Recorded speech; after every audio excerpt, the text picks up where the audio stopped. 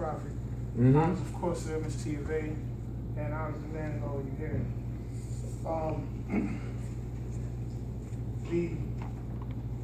I'm going to demonstrate from chapter 17, verse 45. Well, 44 actually, and 45, but the Holy Quran, Southern Quran, War Science of America, says, you know, all my life was one great drama for the sons of men, a pattern for the sons of men. That's right. I've lived to show the possibilities of man. Now, the importance to me specifically relates to something that I tend to stress to people all the time. You know, whether it's in my day-to-day or even when I encounter other Moors or just people from different schools of thought, regardless of what their approach, you know, whether that be tribal or purely cultural approach, you know, to self-improvement and personal evolution is, the bottom line is people's worst enemy is what they believe they can't do. That's right. It's damaging. You know, whether it be in any aspect of their career or their vocation, from a spiritual perspective, in their personal lives, or something as simple as the ability to control their own emotion. To most people, that's a preposterous demand to make. Like, what do you mean? Get a grip. Like, how can I even ask that? You know, but the alternative I ask for other things that are, of course, a lot more lofty when you consider physical limits, right? So, to say, well, I want $1 billion, it takes a lot of work, a lot of physical toil. So, it may be a lot harder to get that. However, your mind is your immediate environment. So to ask for mastery or to ask for control over that is not a lot. In fact, it's not even to be asked for, it's your responsibility.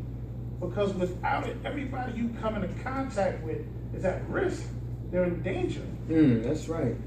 You know, when we choose not to evolve, when we choose not to accomplish our potential, we're choosing to degenerate. We're choosing to put people in our environment at risk. That is to make the decision to not grow, which is simultaneously to make a decision to stunt other people's growth. That's because right. Every person that you encounter and you transpose a behavioral pattern of not accomplishing your potential, you've now passed it off. You're doing damage. It's a disservice.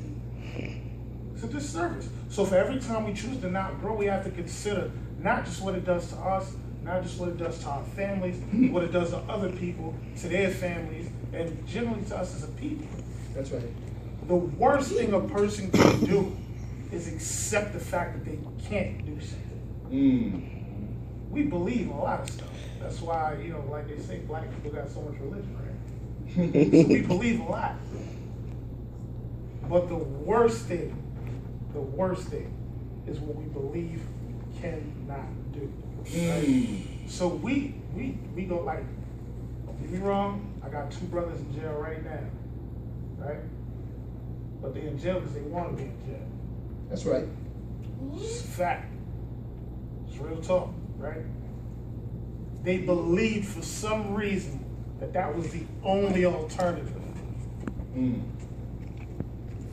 Now, we know from a more realistic standpoint, they have weak problem-solving ability.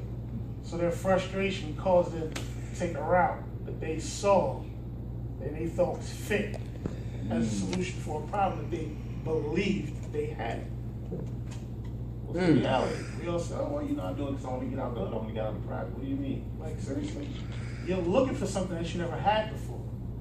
What you want is to get out of poverty, but poverty is a condition that can follow you in any neighborhood. That's right. So it's what you believe and what you've already accepted as reality that's damaging you, right?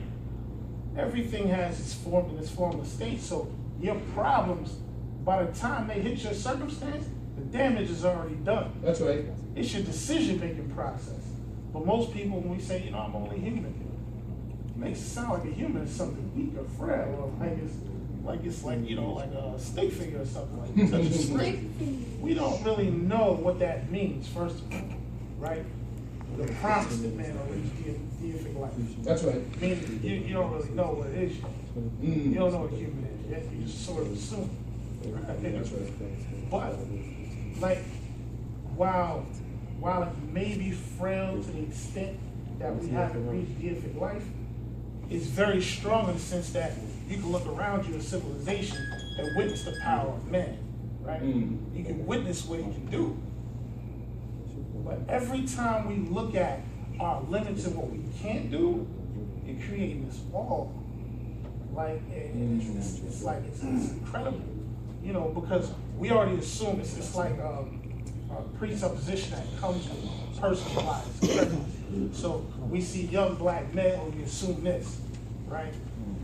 Yes. Or we see, like a lot of us, you know, not us in general, but a lot of our people, we hear somebody articulate that looks like us, and what do we say about that? Yo, you're talking white. As if to assume that because of somebody's skin tone, that they're immediately that much more intelligent, and that they're given to present themselves in a more intelligent manner. That's why, right? But that's a block that we create for ourselves. And when you accept these things, you're not stunting anybody's evolution but your own. Doesn't do anything for anybody. So what, you know, the importance of that particular passage to me is great, because my entire effort from day to day is to get people to see their own potential the same way I struggle to see mine. And to struggle even harder to convert that potential into skill. It just has to happen. You know, you'll get in your own way and you'll assume that obstacles exist, but it's something that I said a couple of days ago. From the secret societies that people blame, to racist agendas, to all the rest of it, there's nothing more dangerous than a bad decision. That's right. Nothing. We create enemies out of thin air. We do it every day. But diabetes didn't come from the Illuminati. It came from your bad eating habits. That's right. Right? That's right. Cancer does not come from right-wing extremists. It comes from you and your addiction to whatever it is you mess with. And it's not to judge anybody for doing it, but understand the source of your problem. And don't blame anybody. Take accountability so that you can use it as a building block instead of a stumbling block. That's right. Possibility, not limit. We know enough about the walls and the stumbling and the falling off and the pit. We know enough about it. We can read about it. Somebody being shot every other day in the city for like the last, 3 months? That's right. Found a dude with a bullet didn't even land on the curb. He was there for how many hours? 12 hours, something like that. Just outside, stretched out. Like we know all too well that's a cop. That's right.